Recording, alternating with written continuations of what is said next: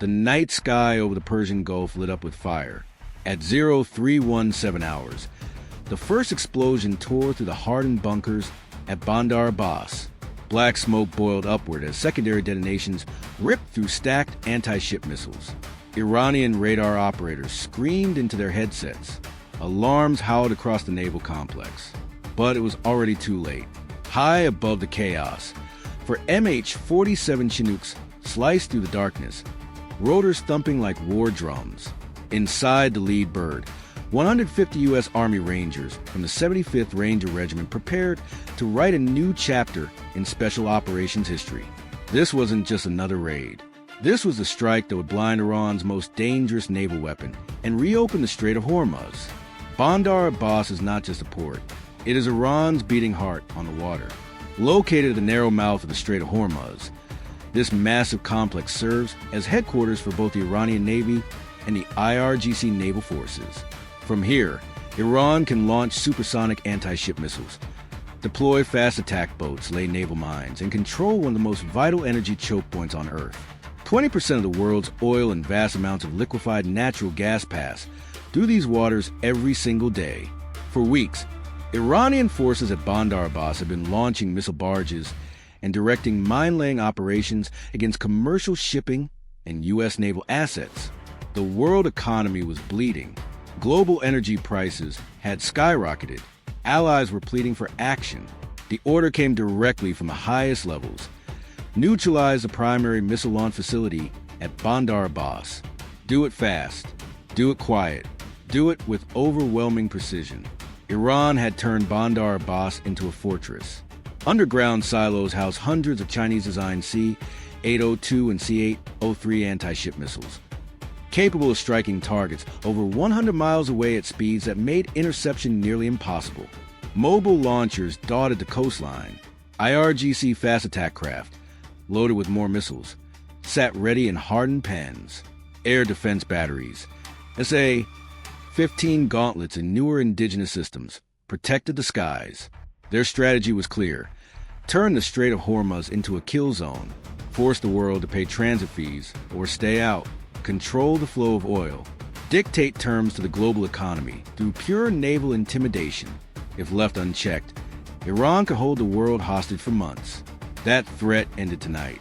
Task Force Black Sand consisted of 150 elite operators divided into 4 assault elements. Alpha Company would seize the main missile command bunker. Bravo would destroy the underground storage silos. Charlie would secure the port's northern perimeter and neutralize any fast boats attempting to escape. Delta would act as a quick reaction force and handle exfiltration support. They were supported by overhead AC-130 gunships, naval assets in Gulf, and drone overwatch providing real-time intelligence. But once the boots hit the ground, it would be Rangers against thousands of Iranian defenders in close quarters. The Rangers didn't flinch. This is what they trained for. At 0322 hours, the Chinooks flared into a combat landing zone just 2 kilometers from the primary target complex. Ropes dropped. Operators fast roped down in perfect synchronization. Boots hit Iranian soil. The assault had begun. 03:25 hours. The first Ranger element breached the outer fence using shaped charges. Suppressed rifle fire dropped the initial sentries before they could raise alarms. Night vision turned darkness into green daylight. Moving came the comm radio calls. Alpha Team pushed toward the Central Command building, a squat, reinforced concrete structure that housed the Missile Launch Coordination Center. Iranian guards, finally alerted by distant explosions, began to react. AK fire cracked through the night. The Rangers answered with disciplined, lethal precision. M4 carbines and machine guns suppressed enemy positions while breaching teams blew doors and cleared rooms with flashbangs and grenades. Bodies fell in the corridors. Alarms now screamed at full volume. 03:38 hours. Bravo Company reached the underground silos. Demolitions experts moved like ghosts through the maze of tunnels. They planted high explosive charges on the missile racks and guidance systems. One Ranger whispered counts as his team worked under the harsh glow of emergency lights. Above ground, Charlie Company engaged a squadron of IRGC fast attack boats attempting to sortie into the Gulf. Heavy machine gun fire from Ranger positions raked the vessels. Several boats erupted in flames, their missile loads cooking off in spectacular fireballs that lit up the harbor. The fight was intensifying. At 3:52 hours, the situation turned dangerous. Iranian reinforcements, a full company of IRGC naval commandos, arrived from a nearby barracks. They came in technical vehicles, mounting heavy machine guns and anti-air missiles. Simultaneously, the main air defense radar at Bandar Abbas came online, painting the overhead support aircraft. The Rangers suddenly faced a coordinated counterattack.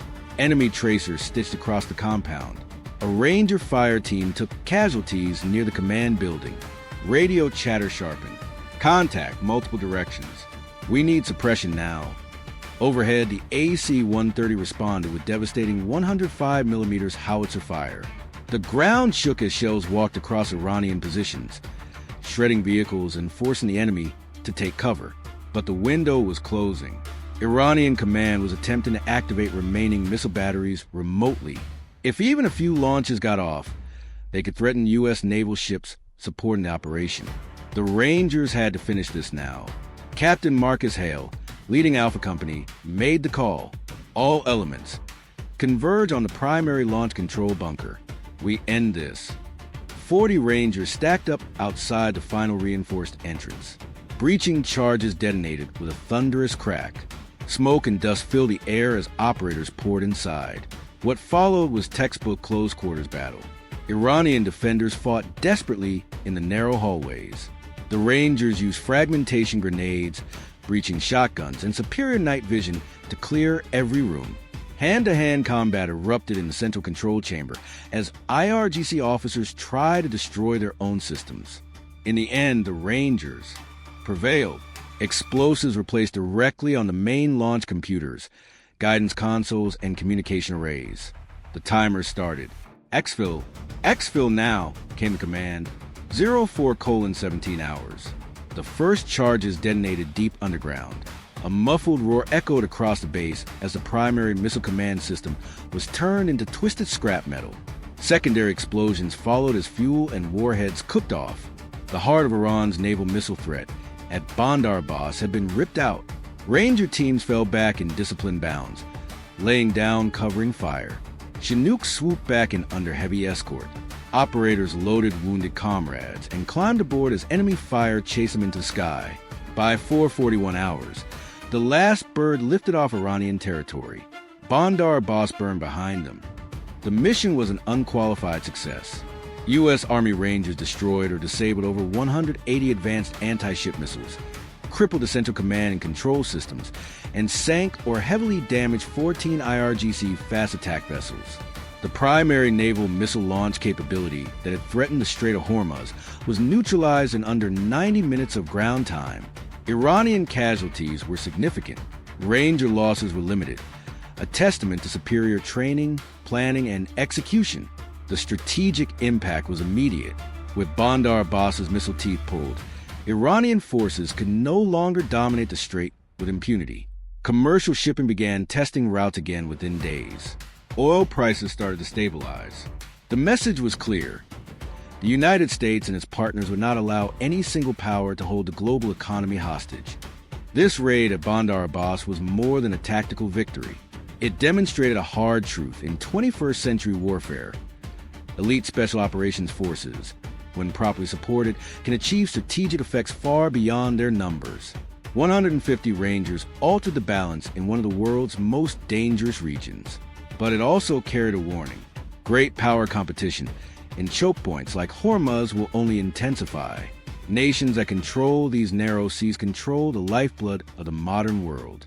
The ability to project precise, overwhelming force, rapidly and decisively, remains America's greatest military advantage. The Rangers prove once again that when the mission calls for the best, they deliver, and the world keeps turning because of it.